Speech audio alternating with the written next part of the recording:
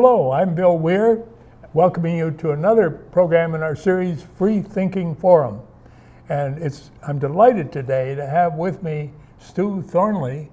Welcome, Thank Stu. you. A health educator that is focused on the drinking water protection here in Minnesota. That's right. Our drinking water program in the Minnesota Department of Health monitors all public water supplies in the state. And we're doing the work on behalf of the Environmental Protection Agency to administer and enforce the provisions of the Federal Safe Drinking Water Act. Good.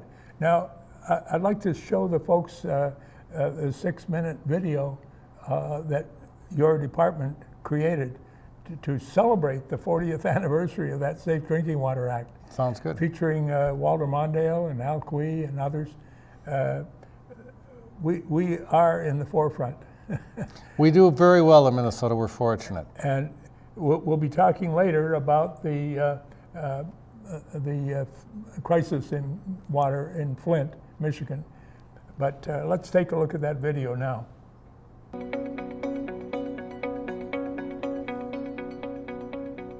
Water, our most precious natural resource.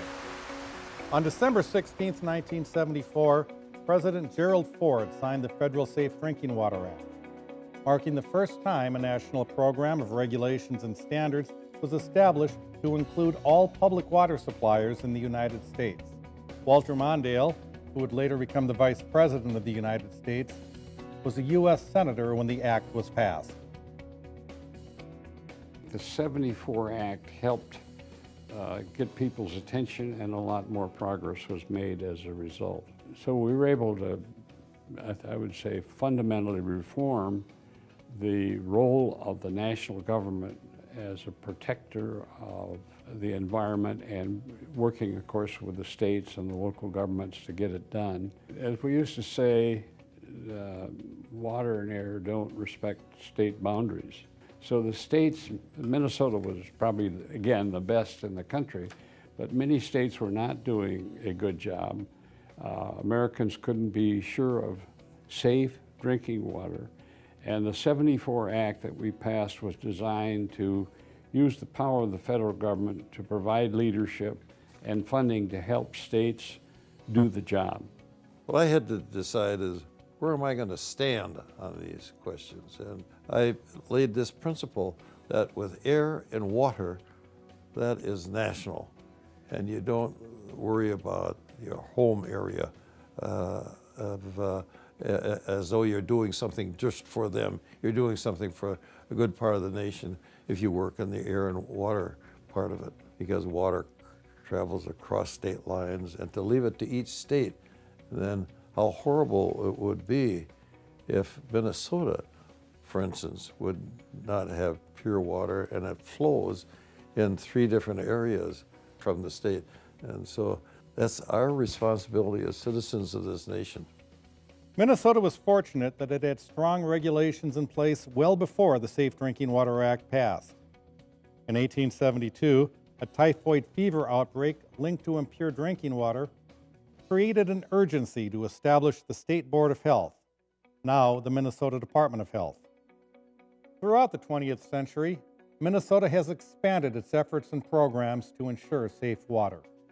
In 1974, when the Safe Drinking Water Act was passed, it really, I think, brought that level of treatment and mandated it for all levels of government and water suppliers in the United States. Whereas before then, it was more than likely identified in the big cities as something that was really required and important. But this brought it out to every public water supply in the United States, which takes that safety aspect not only in the urban areas, but out towards all of the areas of the country that are served by public water supplies. It's important that we continue to talk about prevention. Prevention is the single most effective strategy, the most cost-effective strategy that we have in cleaning up our water resources. If we have to spend money to treat water, either through wastewater treatment or through drinking water treatment plants, that's an unwise use of our money. That's less sustainable than preventing the harm in the first place. The Safe Drinking Water Act ensures that when people take a drink of water in the United States, that they can be assured that water's been tested, the water's safe to drink, and it meets all the requirements of the Act. To be able to go into anybody's home, turn on the tap, get that cold water out there, have a drink of water, and not worry about it. Yeah, and so I love it, because people come here and visit, and then they want a drink of water, and I say, they grab a glass out of the cupboard, and they open the tap in the kitchen and drink it. I said, they have confidence, not in me, but in this whole community. Safe drinking water is almost the first requirement of a prosperous community. If you have questions, serious questions about safe water, clean water, people are going to do something about that. And it could be a small town, so it could ruin it. You start with that. Everyone plays a role in guarding the safety of our water and making sure investments are made to keep it that way. Small but significant actions by individuals can and do result in massive collective gains. While the Federal Act continues to evolve, Minnesota has made progress in its own ways. Minnesota has been really forward-looking in terms of environmental issues. And I think the legacy amendment here in Minnesota in 2008, which really set aside some resources to really protect our groundwater and our surface water. And it has been a good investment, and it's an investment for the future while we work today to protect things for our children, our grandchildren, and our great-grandchildren. Safe and adequate drinking water is something we all rely on. Congress has a responsibility to ensure that America's drinking water is protected and available to everyone. Minnesota, the land of 10,000 lakes, is a leader in providing safe drinking water. Today, over 4 million Minnesotans get their tap water from public water systems. The Minnesota Department of Health, the Metropolitan Council, and other agencies are working together to protect our water sources so all Minnesotans can easily access safe drinking water supplies today and tomorrow.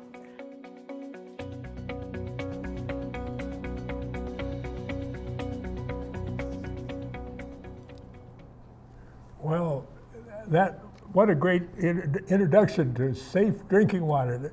It's not just 40 years, but many more that your department has been at the forefront. That's it, and it's relatively recent. We did that video in 2014 to celebrate the 40th anniversary of the passage of the Safe Drinking Water Act, which meant it was only 1974. That's pretty recent. Yeah. Our program at the Minnesota Department of Health in protecting drinking water protection goes back to the beginning of our State Board of Health, which became the Minnesota Department of Health in 1872. And as we got into the 20th century, there was a lot of progress made with the treatment of drinking water that had an impact not just on drinking water, but public health in general. But it wasn't until 1972, 4 years after the creation of the Environmental Protection Agency, that there became federal legislation that set standards for all public water suppliers in the United States. So we've got that consistency going across the country that you can be assured, in most cases, wherever you go, that the water is monitored. Now, we talked a little bit before about a situation that's ongoing now where there's a problem with Flint, Michigan, and a lot of things happen there, and we've been talking about it here in Minnesota, other places too, to make sure that sort of thing does not happen to us. Good. That's so important that the municipality deliver really clean drinking water. And we've seen as in the congressional hearings, were just amazing to me what was happening in Michigan. And the situation in Flint centers around lead in drinking water, and lead is unusual. We have a lot of things that we want to keep out of the water or get out of the water through water treatment, but lead is different than some of the other things that we're looking for, treating for, and that water leaving a water treatment plant is almost assuredly going to be free of lead. Lead's not going to be in the source water, it's not going to be in the treatment plant, but lead is one of those contaminants that after the water leaves the treatment plant, it can work its way into the water through pipes that may contain lead, lead service lines that connect water mains into people's household plumbing. Well, not in the municipal water supply, but then the service line coming in from that to the house. It could be the service line, it could be interior plumbing, and lead has not been used for many years on a standard basis in construction, probably going back to around the time of World War II in some of these components. But It still There was are used older in homes solder. out there, aren't There are older homes, and even homes that pre-1986. Those copper pipes in the basement with the solder, lead may be in that. It was 1986 that Minnesota, about 2 years ahead of a federal ban on this, that Minnesota banned lead pipes, but also lead and solder, flux, and things like that. So what is the best advice for a householder to make sure there's no lead in the water that they're giving to their infants and children? Well, for everyone, we recommend this, even people in newer homes that wouldn't have any lead in the pipes or in the solder or anything like that, is to not drink or cook with water that's been standing idle for a long period of time, because that could absorb materials from the plumbing system. And always cook with cold water, not... That's the other thing. I know a lot of people, if they're going to make macaroni, they put the pan under and they're going to heat up the water, so they want to start with hot water. That hot water, for a variety of reasons, a little more active and could be more prone to absorbing things from the plumbing materials. So start with cold water. If you're going to make coffee, the coffee machine's going to heat it up anyways. If you're going to make baby formula, use from the cold tap and heat it. You're going to just fill a pan with water and put it on the stove and start. It doesn't really make too much difference on what you're starting with from the hot water tap or the cold water tap, but always use cold water for cooking and then heat it up. And I saw some other advice here. Run the water when you get up after the water's been standing for a long time, during the day or during the night. Run it for a time until it's cold.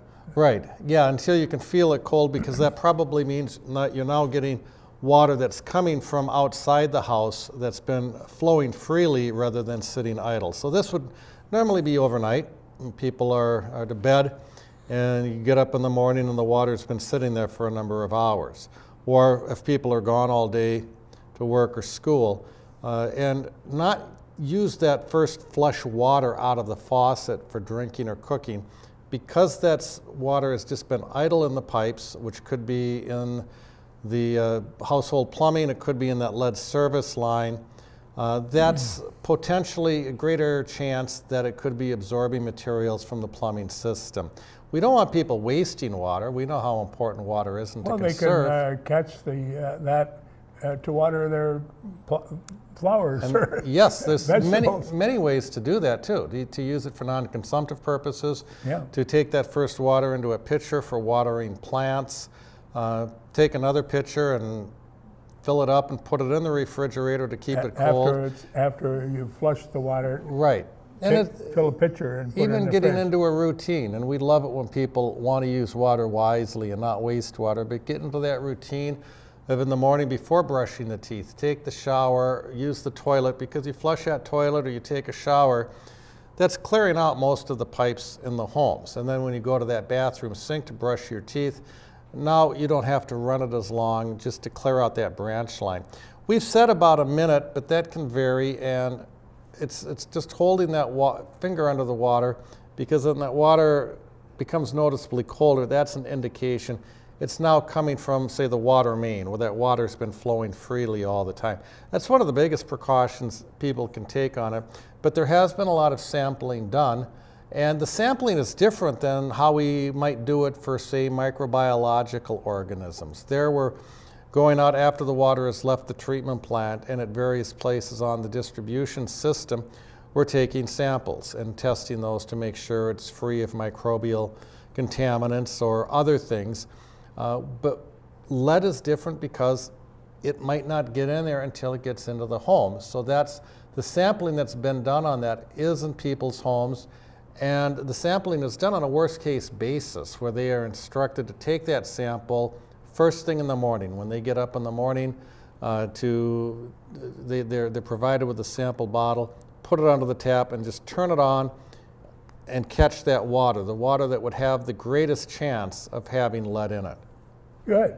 So how do they have the opportunity to have their sample? Well, the sampling's been done over time since the early 90s, with water utilities overseeing it and selecting homes in their community to be a part of the sampling. And the homes were selected also on the basis of worst case scenario, based on their age and likelihood to have lead pipes and things like that. If an individual homeowner wants to do it, that person would have to contract with a private lab to do it, and I believe it's about $50. If people want to make sure, they might want to do it. The sampling that was done in communities starting in the early 90s and is still ongoing with every community water system was to have households that had the greatest chance of having lead in the water take samples at the time that there was the greatest chance for a problem.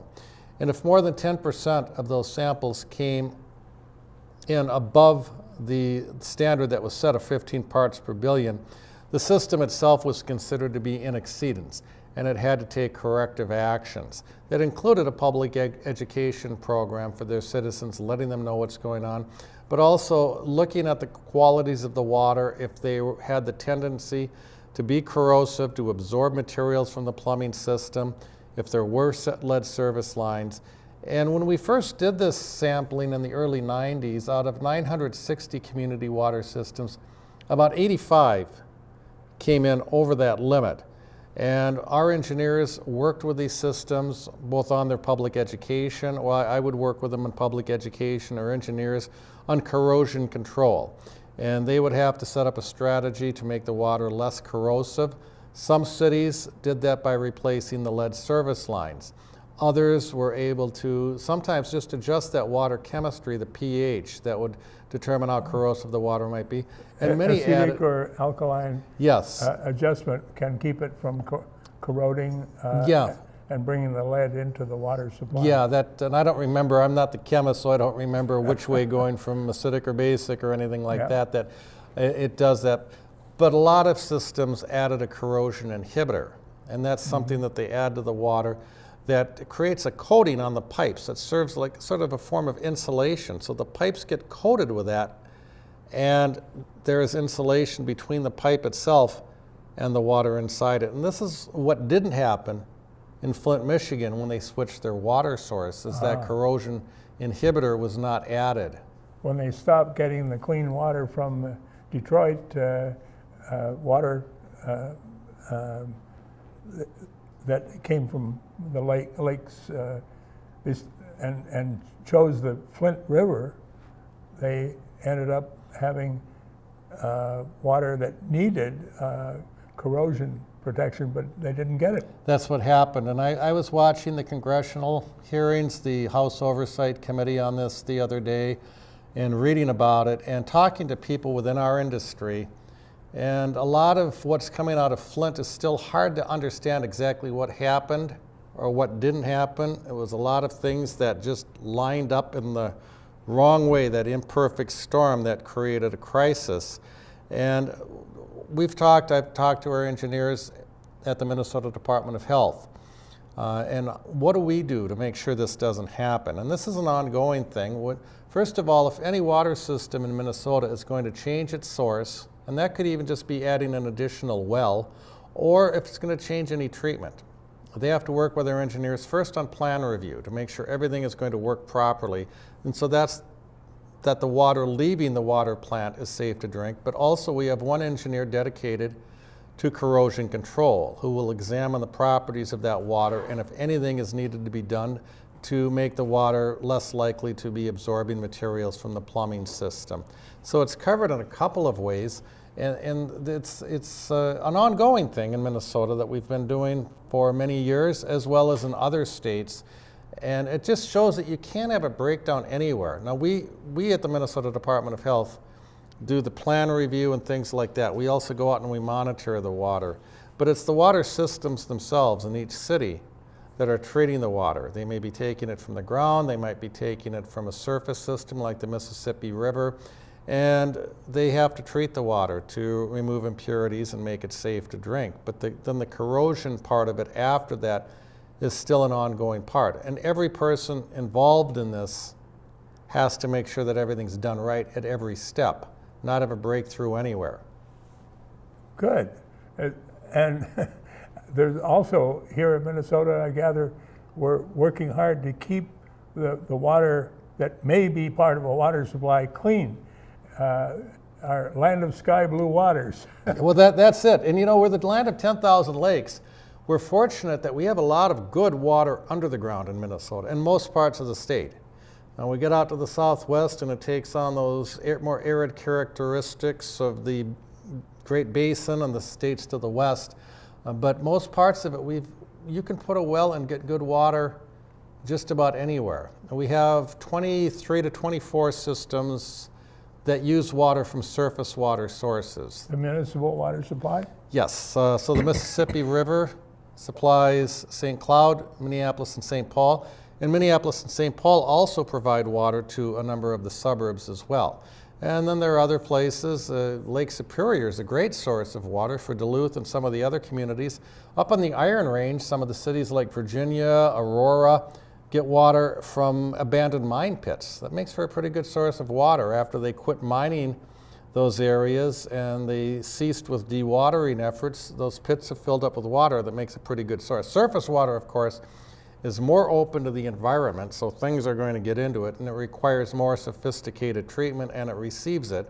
But even water in the ground, there can be naturally occurring elements in the Earth's crust that can seep into the water and cause problems. And then there can be the things like nitrate, which is a big problem too, that we want to make sure, first of all, we don't want it to get into the water. Source water protection efforts are a big part of this. Now, Governor Dayton has been focusing on this a lot too. We've been hearing about it with source water protection and buffer strips for the ditches and things like that. Try to keep that stuff out of the water to begin with. The buffer strip is just what?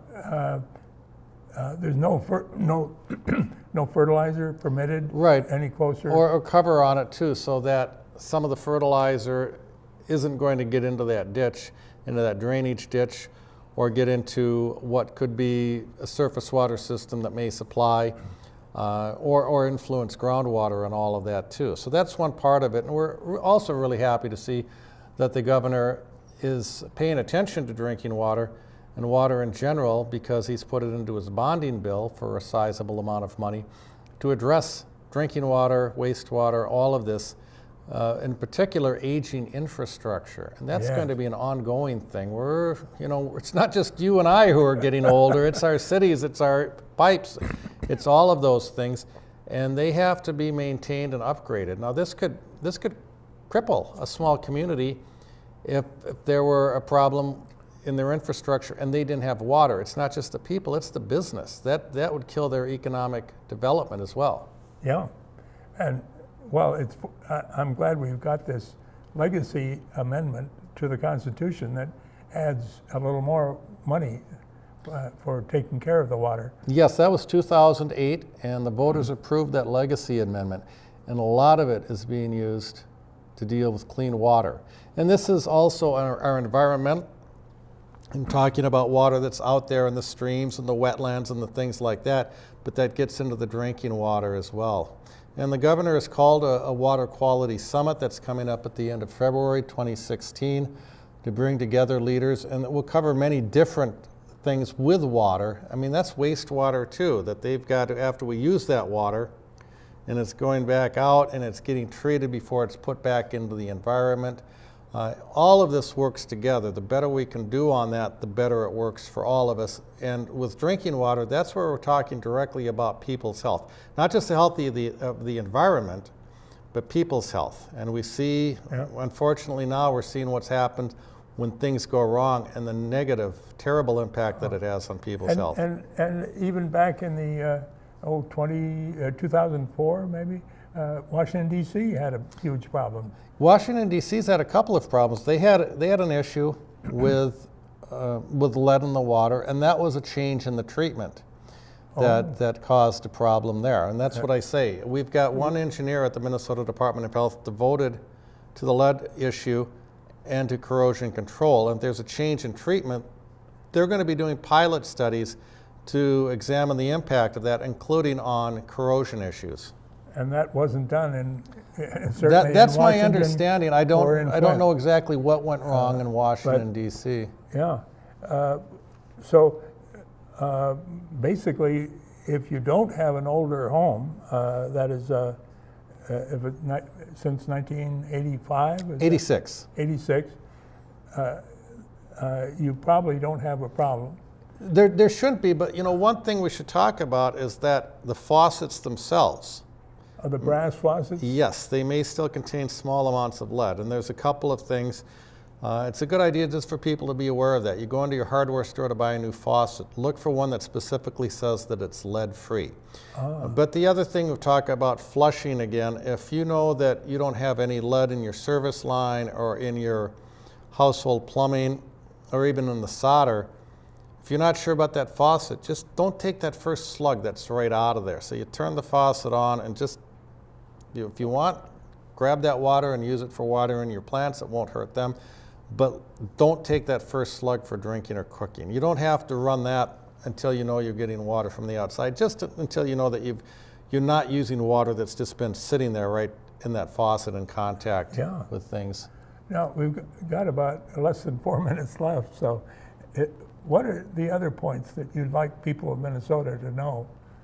We all play a role in protecting drinking water. Yes. It's our world's most important natural resource. But in places where we have it good, like we do in most parts of Minnesota, we tend to take it for granted. We can't take it for granted. We can't. So just being able to get people to think about water, protecting the water sources, and knowing what is done so that they can have confidence in their water. This situation in Flint is shaking a lot of people's confidence in water. But overall, that water is treated, it's tested more thoroughly. We're talking about water from a community water system. It's tested more thoroughly than water from any other source, and that includes bottled water. But know what's on the horizon and what we have to look out for, and that's that aging infrastructure that we talked about. When a bridge goes down, everybody notices it, or they see those bridges. But that hidden infrastructure, all of those pipes and things that we don't see, if there's a failure there, we've got a problem as big as what happened when that 35W bridge collapsed. So we have to invest. Or bigger. Or bigger. I think you're absolutely right, or bigger. And that's an investment, just like we invest in other things in our homes and everything else to maintain them. Communities are having to invest, and they do. They've got plans to rehabilitate or replace aging infrastructure where necessary, but obviously that takes money. We've got only 2 minutes left, and I see on the screen the indication of how to get more information about water from the Minnesota Department of Health. Yes. Is there any particular part of it that you'd like to? Well, we have, if you've put up the web address there for our drinking water program, that will get you to a page with a lot of resources. Including avoiding lead contamination in water in Minnesota. And right now, at the top of that page, we do have a link to a page on avoiding lead contamination in water in Minnesota. We've got more detailed fact sheets that are in there. We also have a phone number that people can call if they have questions, 651-201-4700. And don't be surprised when you call that number, because a real person will answer it. You're not going to get into a voicemail. No, you're going to get not a recorded voice. You call during business hours, a real person will be answering that and will be able to help you out. Well, this has been very helpful, Stu. I am so glad we're here in Minnesota with Minnesota Department of Health keeping a good control on the water that we're drinking. We are fortunate in Minnesota when it comes to water, but we have to remain vigilant if it's going to stay that way, and that's everybody. Well, thank you for being Bill. part of that vigilance. Thanks for having me. And going out and educating people when there may be a problem. Yes. So, then thank you for tuning in. I hope you find this really valuable to share with other people as well. And don't hesitate to go to Minnesota Department of Health website to get more information. Thank you, Bill.